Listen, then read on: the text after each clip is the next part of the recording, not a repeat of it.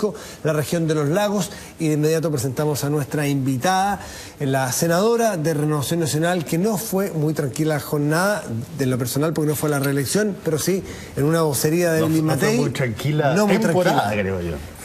Lili Pérez, muchas gracias por estar aquí, muy buenas noches. Contenta de estar con ustedes una vez más. Y contenta con los resultados porque se hizo un papel digno, porque les sacaron 20.000 votos, pero no les ganaron en primera vuelta. A ver, no solamente un papel digno, el de nuestra candidatura de la alianza con Evelyn Matei, más el mundo independiente que nos apoya, sino que además convierte a esta candidatura en una candidatura competitiva. El hecho de que haya segunda vuelta, que sea entre las dos mujeres, primero que es algo inédito y que a mí me gusta mucho, creo que vuelve a la candidatura de Evelyn Matei una candidatura altamente competitiva, porque ahora sí se van a poder confrontar los programas de gobierno, se van a confrontar los estilos y obviamente hacer una campaña mucho más centrada en las ideas y en los estilos de ambas, tanto de Evelyn Matei como de Bachelet. Y además porque hay que decirlo, la arrogancia es muy mala consejera. Gente del comando Bachelet insistió en la primera vuelta y creo además que es importante que aquí hay, ¿cuánta gente votó al final? 46%. 6,6 millones. Bueno, votó menos gente de la que muchos señalaban. Sí. Y por lo tanto, tanto Bachelet como su comando y los parlamentarios que han salido elegidos de la concertación, primera mayoría, Partido Comunista, hicieron muchos llamados para votar por Bachelet y ganar en primera vuelta. Y lo que nosotros vemos es que la gente que quería movilizarse con ella y darle ese triunfo, votó masivamente. Por eso nosotros pensamos que hay grandes posibilidades de llegar al otro electorado, aquel que no votó Bachelet, que no fue a votar, que no se sintieron convocados y que sí se podrían sentir convocados en una segunda vuelta. Lili, déjame plantearte un par de cifras que yo creo que van a estar, por cierto, arriba de tu escritorio para el análisis de lo que hay que hacer en segunda vuelta, porque lo que pasó en este caso particular es un daño para la candidata Evelyn Matei. Mira, voy a poner solamente el caso de Santiago. Si tú sumas los 4 senadores de la centro derecha en Santiago, tú tienes que ellos tuvieron una votación de 1.008.622 votos. Me estoy refiriendo a Salaquet, más Alamán, más Goldborn, más Manuel José Osandón. Si tú sumas la misma situación de los senadores de la nueva mayoría, tienes en el caso de ellos 1.065.530 votos. ¿Cuál es el problema? Que si tú sumas los votos que Evelyn Matei sacó en exactamente la misma circunscripción, son 300.000 votos menos que sus senadores. Y en el caso de Michelle Bachelet son prácticamente los mismos, 1.074.000. Por lo tanto, ahí hay 300.000 votos menos de personas que votaron por los senadores de centro derecha en Santiago, pero que no votaron por la candidata de centro derecha en exactamente la misma circunscripción. Y yo imagino que eso debiera ser algo que hay que enfrentar. Por supuesto, pero la diferencia, Fernando, no es solamente de los 300.000 votos. La diferencia es que los 4 candidatos a senadores de la nueva mayoría en Santiago hicieron campaña por Bachelet.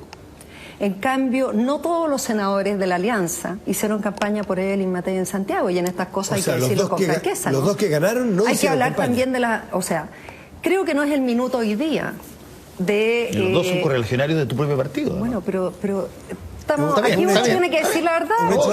Dicen, mira, en política no es fácil ser hipócrita, pero la gente me conoce y yo no tengo una pizca de eso. Bueno, entonces yo creo que es súper importante que la campaña de Evelyn Matei, ella no la buscó, fue una candidatura que nació después de primarias, que sabemos los resultados, de la bajada de Goldborn, que después lo que pasó con Longueira, después que hubo un tironeo con la candidatura de Alamán, después sale la candidatura de Evelyn Matei, nos sumamos a esa candidatura porque creo que lo leal, lo correcto, y por eso yo estoy contenta porque siento haber hecho lo correcto en todos estos 4 meses intenso y de mucho desgaste emocional, también hay que decirlo, porque no es solamente difícil ir contra las encuestas que le ganamos a la CEP, lejos.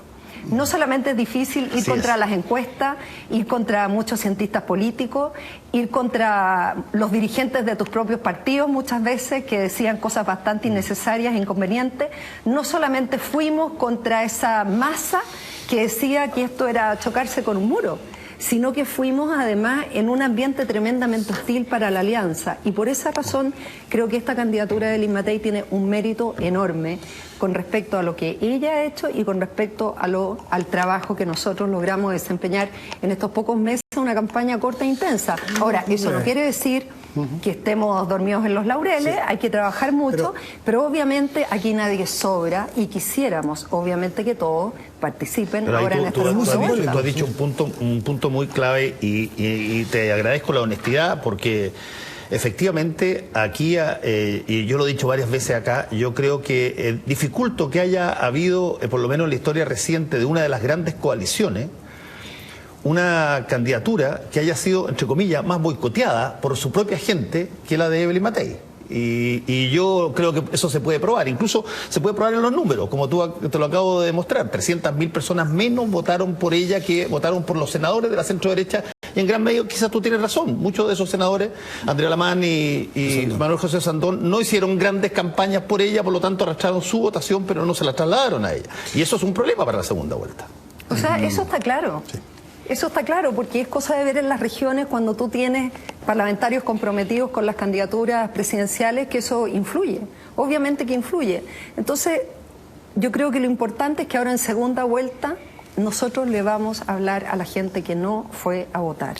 Y a aquellas personas que, pudiendo haber votado otra opción, oye, si los candidatos que fueron, hay candidatos que hicieron aportes increíbles, Ricardo Israel, aunque haya sacado bajita votación, todo lo que aportó en regionalismo, Sfeir con todos los temas de medio ambiente, Meo también hizo su pega en materia de educación, o sea, todos tienen algo que aportar. Parisi en el tema del combate a los abusos en su estilo, pero también mencionaba cosas que son interesantes. Entonces creo que de ese mundo independiente y de gente que votó por otras opciones, ojo, ningún candidato es el dueño de los votos.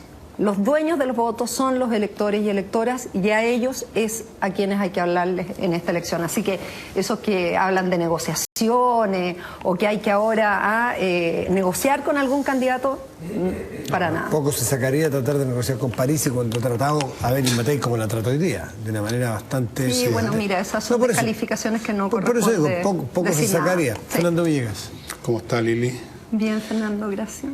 El problema de Evelyn Matei es que no está compitiendo por la presidencia con la CEP, sino que con Michelle Bachelet. Ahí la distancia parece bastante difícil. Yo te quiero hacer un par de observaciones.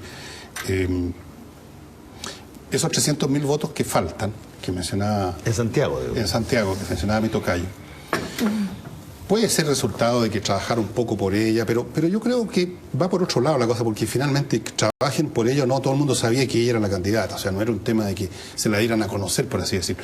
Yo creo que por su carácter, su temperamento, que a mí personalmente me atrae, me gustan personas así de combate como eres tú misma, pero a mucha gente, dada la cultura y el temperamento del Senado, no le gustan, y hay mucha gente que simplemente repudió la actitud, la personalidad, incluso el garabateo a veces de Evelyn Matei. No es un tema de que no la apoyó a tal o cual candidato, sino que la gente de pronto se la atravesó.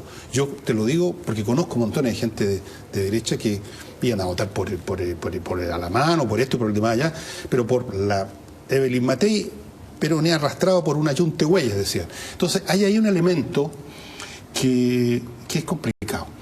Fuera del hecho de que, aunque se junten esos 300.000 votos, parece bien difícil alcanzar los 45, que se van a convertir en 65 probablemente en la próxima vuelta.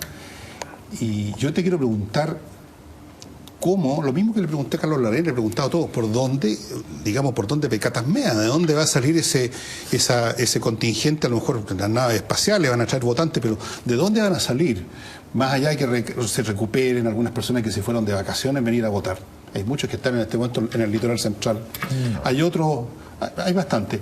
Hay otros que a lo mejor las van a convencer de que no es tan mala persona, pero no alcanza.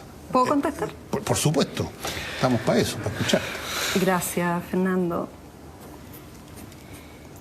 Habían opciones ahora. Eran 9 candidatos y candidatas. Ahora va a ser dos mujeres. Primera vez en la historia que hay 2 mujeres. Y una que representa a la concertación, porque esto de nueva mayoría es un nombre de fantasía. Es la concertación más del Partido Comunista, que llevó candidatos protegidos y los sacó con altas votaciones en varias diputaciones. Y es Evelyn Matei, que representa alianza más sectores independientes. En el fondo, la continuidad del gobierno del presidente Piñera. Y por lo tanto, el país va a tener que elegir entre dos opciones. O el continuismo del actual gobierno en una mujer, que es Evelyn Matei, y esa gente que no votó o que critica el estilo, como bien tú dices, va a tener que optar.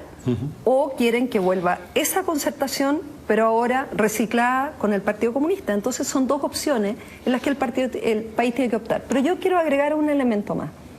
Yo creo que esta es una gran oportunidad, después de esta elección, para que realmente exista una centro-derecha moderna, con un recambio generacional, que no le tenga miedo a los cambios constitucionales, que no le tenga miedo a hablar de cambios de la sociedad en temas valóricos. Algunos de nosotros lo venimos haciendo durante años, pero siempre hemos estado ahí, nunca hemos tenido tal vez ni la fuerza dentro de los partidos, ni las alianzas suficientes interiormente como para poder estar en la primera línea de las dirigencias.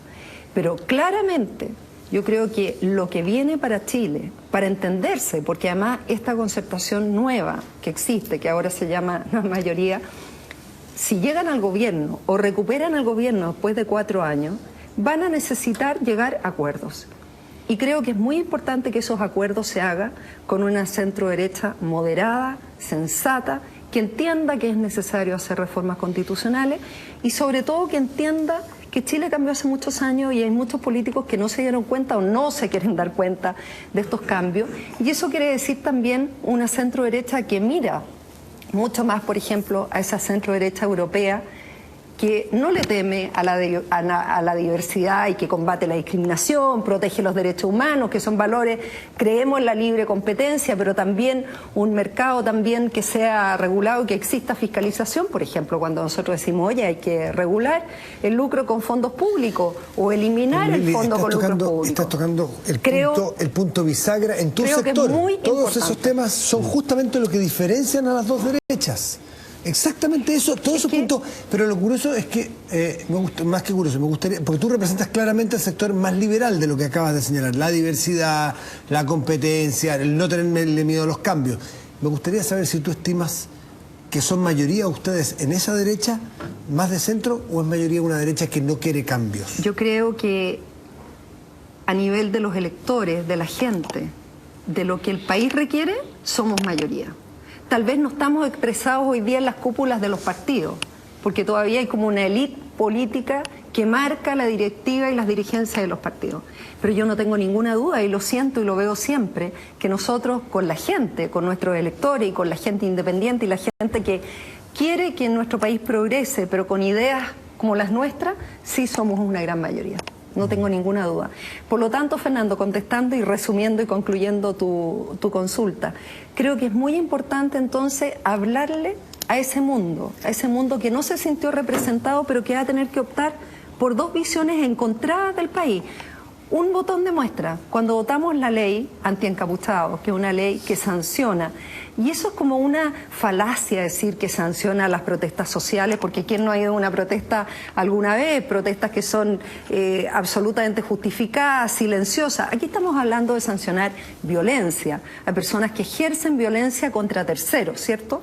Desde ese punto de vista, yo creo que es muy importante también que existen visiones encontradas de la sociedad, y es sano que se expresen. Lo importante es hacerlas con respeto.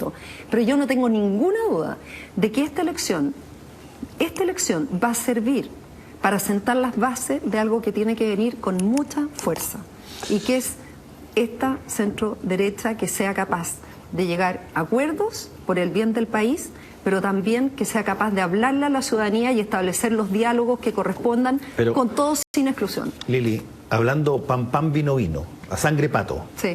Eso significa necesariamente que la UDI tiene que dejar de ser tan UDI como ha sido, y ustedes tienen que tomar un control que como Renovación Nacional, que no lo han tomado y no lo han tenido. Ahora han subido en esta elección su número de diputados y por lo tanto se equipara un poquitito más a lo que tenía la UDI. Y probablemente el presidente Piñera estableció una línea divisoria en términos de la historia con lo que hizo él en el mes de septiembre. Pero no cabe la menor duda que mientras esto no se resuelva entre esos dos partidos en forma muy tajante, todo lo que tú estás señalando son expresiones de deseos que no se... que a la hora de llegar ahí no están los quórums para vamos a tener que concretarlo. Yo por la UDI no puedo hablar. Yo siento el mayor respeto y tengo mucho cariño y tengo buenos amigos y amigas en la UDI. Puedo hablar por RN. Nosotros tendremos que ir a la elección interna y hacer este recambio generacional que tanto aspiramos, y ir con fuerza a esa elección interna que va a venir próximamente y con estas ideas. ¿Y tú vas a ir en ese proceso? ¿Te vas a candidatearte? En el lugar que me necesiten yo voy a estar. Sin buscar nada especial. Leli, les quiero pedir un momento porque vamos a hacer una conexión afuera del estudio con uno de los también triunfadores importantes de esta noche. Me refiero al diputado Carlos Montes.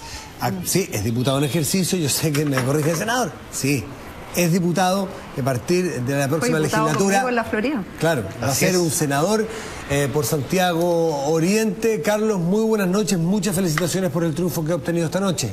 Muchas gracias y la posibilidad de conversar con ustedes. Estamos muy contentos, estábamos recién aquí celebrando y conversando, y la verdad que es algo que nos estimula y mucho orgullo, pero también mucha responsabilidad de asumir las transformaciones que se ha planteado Michelle Bachelet con mucha fuerza.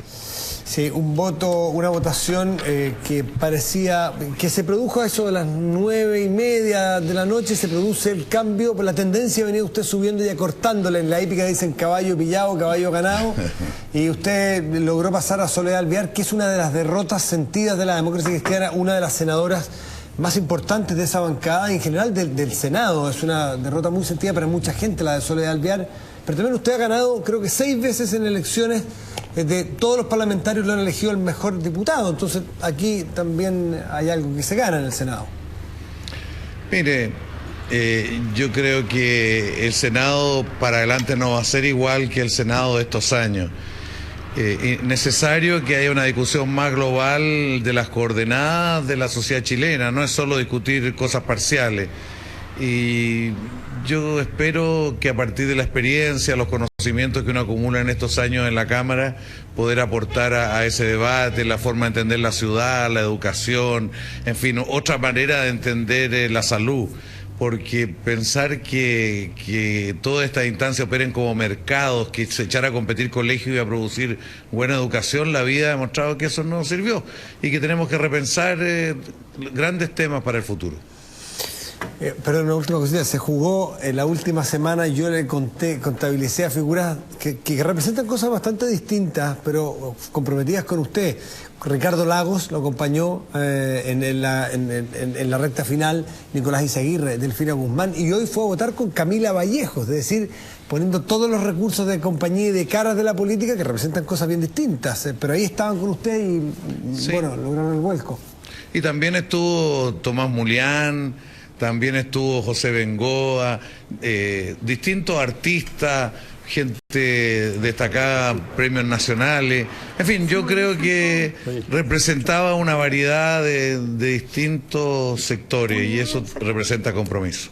Eso es un poco lo que estaba señalando Lili Pérez acá en el estudio, que se nota cuando se ve la diferenciación de votación que obtuvieron los senadores de la centro-derecha, de la candidata de centro-derecha, y ella decía, y le encuentro toda la razón, claro, los senadores no todos se movieron detrás de la candidata, y en el caso tuyo, Carlos, bueno, movilizaste todo lo que había dentro y fuera de tu partido, de la coalición, no quedó nadie porque no te acompañara. Efectivamente. Bueno, trabajé con todos aquellos que sentían que yo podía representarlo y que me iba a jugar realmente por el programa Michelle Bachelet. Eso es un poco... Lili. ¿Tú quieres comentar algo? Bueno, felicitaciones a Carlos Montes. Aquí, Lili, al frente, por favor, aquí. Perdón. Felicitaciones al diputado Montes. Se reencuentran en el Senado. Y nos vamos a reencontrar ahora. Fuimos ambos diputados en la Florida. Bueno, es un programa decente, Lilian. Tratemos de no hacer esos comentarios. Así que muchas felicitaciones. Muchas gracias, Lili. También quiero saludar a Fernando Villegas, Fernando Pauser, a Del Río. O sea, realmente agradezco la posibilidad de conversar con ustedes, pero especialmente decirle de que este es un programa que mantiene el debate político en este país, que es muy importante profundizarlo y ampliarlo. Y quiero agradecerle por la ciudadanía, porque no aflojen, son muy importantes que estén. ¿Qué tal? Carlos Montes, muchísimas gracias. A celebrar un triunfo que parecía súper difícil hasta las 7, 8 de la noche, en las encuestas para qué decir, pero bueno, es distinto lo que se produce y no es la primera vez que se producen estos cambios de tendencia final. Pasó también en la misma circunscripción suya con Manuel José Osandón y Lawrence Goldberg. Me gustaría, antes de despedirlo, que hiciera la lectura de ese triunfo de Osandón sobre Goldberg, ya reconocido triunfo por parte de Goldberg. Mire, yo creo que Osandón trabajó mucho, se la jugó por distintos lados, arriesgó en opinión respecto a su gobierno, respecto a sus autoridades. Bueno, y eso representó el sentir de mucha gente, incluso más allá de la derecha. Espero que él, como senador, sea abierto a conversar sobre transformaciones que el país requiere. Carlos Montes, muy buenas noches y felicitaciones nuevamente por este triunfo que lo lleva al Senado. Muchas gracias a ustedes, muchísimas gracias. ¿Puedo agregar algo? Yo creo que Manuel José Osandón además ha hecho un trabajo con la gente, siempre, de años. Y creo que los que tuvimos experiencia partimos en las municipales, digamos. Él comenzó en Pirque, yo en la Florida como concejal y trabajamos siempre juntos en esa época. Yo creo que tenemos una particularidad, que nunca abandonamos ese trabajo constante de terreno, que en el fondo yo siempre digo soy senadora con alma de concejal. Yo creo que uno no pierde eso y eso ha sido, finalmente se va notando la diferencia. Yo creo que sí. ¿Tú dirías, Lili, que precisamente Osandón y tú misma representan esa transformación que está sufriendo, y yo creo que la está sufriendo mucha gente que uno no la ve, que es gente privada, no son políticos, y que se nota en cambios de actitudes, culturas, lenguajes, vestimentas, muchas cosas que van reflejando otras que son más importantes, y que esos políticos que tú mencionabas que se han quedado pegados a la historia, que son un poco reliquias de la época de los grandes dinosaurios, no van a cambiar, pero van a quedar atrás. Van a ser dejados atrás, van a perder su base de sustentación y eventualmente se van a retirar a escribir sus memorias, digamos, una cosa así. Yo creo que ustedes representan el futuro, no sé qué otros políticos se podrán sumar, yo no me conozco al dedillo la lista, digamos, de los políticos, no estoy en ese cuento, pero me da la impresión que no son pocos y que van a ir creciendo con el tiempo. Bueno, muchas gracias por tu cariño y lo que acabas de decir. Un juicio frío nomás por tu juicio de valor. Y además agregarte que yo creo que de esas generaciones que tienen que ir saliendo de la política, yo creo que igual hay que aprender de su experiencia. Esas cosas siempre son valiosas, no hay que menospreciar la experiencia de ellos, pero creo que nos toca a nosotros ahora. A propósito, Lili Pérez, de Nuevas Generaciones, quiero despedirte, agradecerte tu presencia aquí y decirte que a propósito de Nuevas Generaciones tendremos a la vuelta a Javiera Parada y Felipe Cast. Ayúdame a decir Nuevas Generaciones en la política, uno representando la alianza, otro representando al sentir de la nueva mayoría, pero hoy básicamente el AC. Javiera Parada se jugó el todo por esa opción de marcar el voto. Vamos a conversar a la vuelta de este corte con ellos dos.